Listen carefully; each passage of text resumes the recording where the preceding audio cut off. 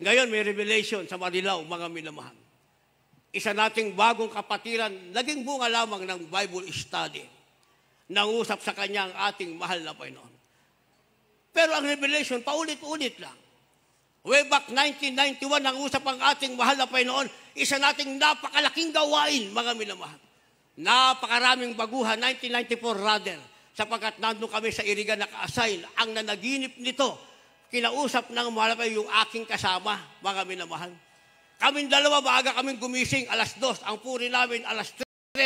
Pero kaming dalawa, alas 2 pa lang. Dahil mahusay siya sa gitara, magaling siyang mag-plucking, mga minamahal, sinasamahan ko na siya magpuri. Alas 2 pa lang, nagpupuri na kami.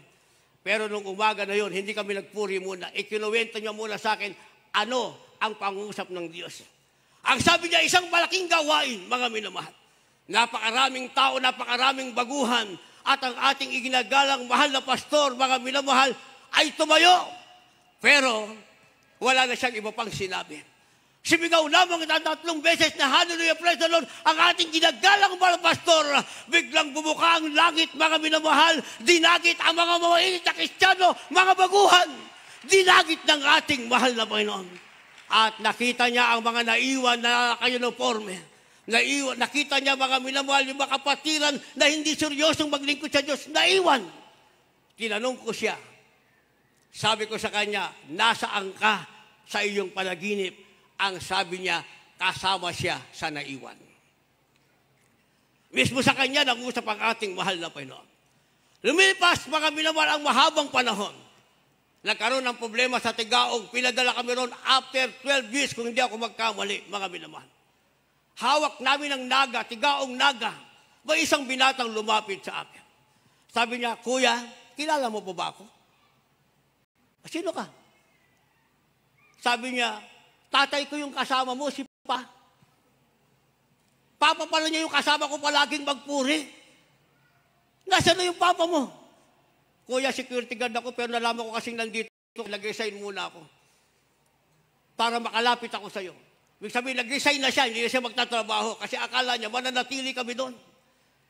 Nasaan yung Papa mo? Yung Papa daw niya, lasenggo na. Sabi mo sa Papa mo, andito ako. Mag-usap kami. Ipapaalala ko lang sa kanya yung panaginip niya noong 1994. Pinuntahan niya yung Papa niya, bumalik sa akin. Anong sabi ng Papa niya? Anak, kung gusto mo magpatuloy, maglingkod ka sa mahal na Panginoon, pabayaan mo na ako sa aking kalagayan. Naunawaan niyo yung kwento ko? Naunawaan niyo? Pag ng Holy Spirit, kahit ikaw pang ginamit ng Diyos sa isang Holy Spirit, hindi ka na makakabalik pa.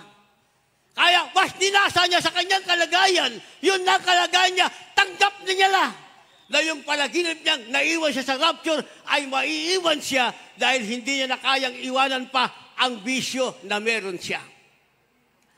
Pero sinasabi niya sa anak niya, magpatuloy maglingkod sa ating mahal na Panginoon. Hindi ko alam. Baka kayo, wala na siyang buhay. Kasi matagal na yon, mga minamahal. Matagal na. Siguro another 10 years pa ang lumipas, mga minamahal. Amen? Pero tama ang sinasabi ng wala na kasulatan. Ayaw sa gusto natin, ito ay magaganap. Ngayon, ang pangungusap ng isang bagong kapatiran, mga minamahal, ang mga naiwan sa rapture, unang-unang binanggit, yung mga hindi nagtatights. Yung magtatights pag gusto lang nila. Pangalawa, yung daw lakad ng lakad sa gawain at yung kain ng kain sa gawain. At yung natutulog sa gawain, mga minamahal. Yung huli lang dumating sa gawain. Yun ang isang baguhang kapatiran, mga minamahal. Hindi ba? Noon, naipangalan itong ating beloved, Pastor, our beloved Mama Dear. May pilosopo ba? Bakit daw ang ating iginagalang mahal pastor huling dumating? Kaya sa Bible study ng ating beloved Mama Dear, ipaniniwanan, mga kapatid, alam niyo ba kung bakit huling dumating ang ating beloved honorable evangelist? Ang ating ginagalang mahal pastor, alam niyo ba bakit? Dahil ang ating ginagalang mahal pastor, kahit tapos na ang panalangin sa pastoral house, ay nakaluhod pa rin at nananalangin at pagkatansyado na lahat kayo ay nasa gawain at saka siya babangon sa kanyang pagkakaluhod at pupunta sa gawain, muling luluhod hanggang sa matapos ang gawain. Yung iba naman, gaya-gaya, mga minamahal.